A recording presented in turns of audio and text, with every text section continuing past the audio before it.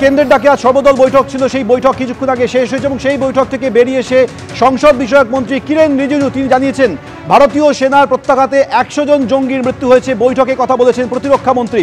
P4 insulated water tanks, kitchen and bath fittings, বিশুদ্ধ জল, সুস্থ জীবন, P4 আজীবন। এখনো অপারেশন চলছে জানিয়েছেন রাজনাথ সিং। কিরেন রিজিজু সংসদ বিষয়ক মন্ত্রী তিনি বেরিয়ে এসে সাংবাদিকদের জানান যে এই বৈঠকে রাজনাথ সিং জানিয়েছেন যে এখনো অপারেশন চলছে, 100 জন জঙ্গির মৃত্যু হয়েছে। 7 তারিখ মধ্যরাতে যে ভারতের সেনার ভয়াবহ বিধ্বংসী প্রত্যাঘাত হয়েছিল সেই প্রত্যাঘাতে 100 জন জঙ্গির মৃত্যু হয়েছে। একই সঙ্গে প্রত্যেকটি রাজনৈতিক দল দেশের পাশে আছে বলে জানিয়েছে, সে বিষয়ে তিনি কুর্নিশ বলে জানিয়েছেন। সমস্ত বিরোধী দলের নেতারা তাদের মতামত জানিয়েছেন। সমস্ত দলই পরিণত মনস্কতার পরিচয় দিয়েছে। 100-র বেশি জঙ্গির মৃত্যু হয়েছে বলে কিরেন রিজিজু জানাচ্ছেন। भारत एक मैच्योर डेमोक्रेसी है, ये चीज़ झलकता है कि कोई तू मैं नहीं हुआ, कोई छोटे छोटे बातों को लेकर के बयानबाजी नहीं हुआ और बाहर भी देश भर में पॉलिटिकल पार्टीज़ का स्टेटमेंट भी बहुत ही एक लाइन में आ रहे हैं। ये भी अच्छा चीज़ है जो हमको देखने को मिला है। तो ऑपरेशन सिंदूर का कार्रवाई, क्योंकि ये ऑनगोइंग ऑपरेशन है, रक्षा मंत्री जी की ओर से, सरकार की ओर से पूरा पॉलिटिकल लीडर्स को ब्रीफिंग हुआ है।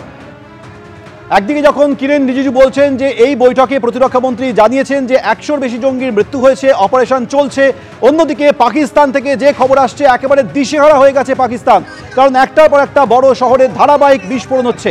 সাত সকালে বিস্ফোরণে কেঁপে ওঠে লাহোর। লাহোরের ওয়ালটন এয়ারফিল্ড এলাকায় বিস্ফোরণে আতঙ্ক ছড়িয়ে পড়ে। অন্যদিকে করাচি এবং রাওয়ালপিন্ডিতেও বিস্ফোরণের খবর পাওয়া যাচ্ছে। চারিদিকে আতঙ্ক ছড়িয়ে পড়েছে। একদিকে ভারত যে ভয়াবহ বিধ্বংসী প্রত্যাঘাত করেছে তাকে ফেস করতে হচ্ছে পাকিস্তানকে। সীমান্তে পাকিস্তানে গোলাগুলি চালাচ্ছে ভারত, মুহূর্তর যোগ্য জবাব দিচ্ছে। অন্যদিকে বালুচিস্তান আর্মির তরফে বিস্ফোরণ ঘটিয়ে 14 জন পাক সেনার মৃত্যু হয়েছে। এরই মধ্যে একের পর এক শহর থেকে ধারাবাহিক বিস্ফোরণের খবর আসছে, বিস্ফোরণ হচ্ছে। ফলে দিশেহারা হয়ে গেছে পাকিস্তান। তারা এই পরিস্থিতিতে কি করবে কিছুই বুঝে উঠতে পারছে না। আমাদের সঙ্গে এই মুহূর্তে রয়েছে আমাদের প্রতিনিধি আবির দত্ত। আবির, বিভিন্ন দিক থেকে একেবারে চূড়ান্ত কোণঠাসা পাকিস্তান, ঘরে বাইরে প্রবল চাপে রয়েছে, আন্তর্জাতিকভাবে প্রবল চাপে রয়েছে, সীমান্তে গোলাবর্ষণ করছে, তার মুহূর্তর জবাব দিচ্ছে ভারত। বালুচিস্তান লিবারেশন আর্মির আক্রমণে 14 জন পাক সেনা মৃত্যু হয়েছে। আর এবার একটার পর একটা শহরে ধারাবাহিক বিস্ফোরণ। অর্থাৎ পাকিস্তান যে কি করবে তারা ভেবেই পাচ্ছে না।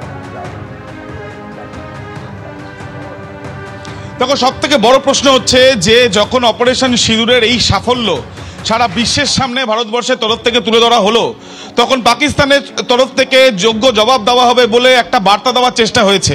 কিন্তু এখন পরিস্থিতি বলছে ঠিক 48 ঘন্টার মধ্যে বার্তা তাদেরকে বা জবাব তাদেরকে দিতে হবে তাদের সাধারণ মানুষের কাছে। তার কারণ একের পর এক শহর, যেখানে লাহোরের মতন শহর, সেখানে বিভিন্ন বিউরোক্র্যাট থেকে আরম্ভ করে তাদের গুরুত্বপূর্ণ মন্ত্রীরা তারা সেখানে থাকেন এবং তার সাথে সাথে বিভিন্ন খেলোয়াড়রা তারা সেখানে থাকেন। সেইখানে এই বিস্ফোরণের ঘটনা। রাওয়ালপিন্ডিতে সেখানে তাদের যারা ইম্পর্টেন্ট পার্সনসরা তারা সেখানে থাকেন, সেখানে এই বিস্ফোরণ।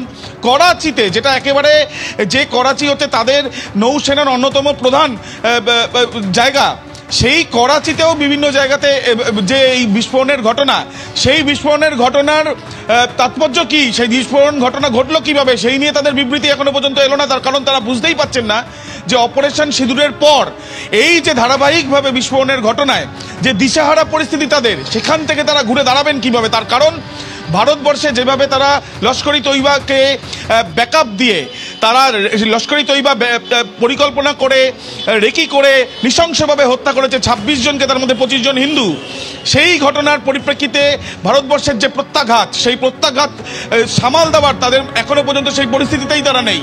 অন্যদিকে দেখা গেল তাদের চাপ আরও বাড়লো। তার কারণ তাদের গুরুত্বপূর্ণ শহর, যেখানে তাদের মিলিটারির বেশ কিছু অফিসগুলো রয়েছে, সেই শহরগুলোর মধ্যে তাদের এই ধরনের বিস্ফোরণ। আবির, তুমি আমাদের সঙ্গে থাকো। যে ছবি আপনারা দেখাচ্ছি, করাচির পাশাপাশি আরও বেশ কিছু শহর রয়েছে, রাওয়ালপিন্ডি রয়েছে, গুজরানওয়ালা রয়েছে, ঘটকি রয়েছে, লাহোর রয়েছে। বিভিন্ন জায়গা থেকে ধারাবাহিক বিস্ফোরণের খবর আসছে এবং পাকিস্তানের ঘটকিতে একজনের মৃত্যুও হয়েছে।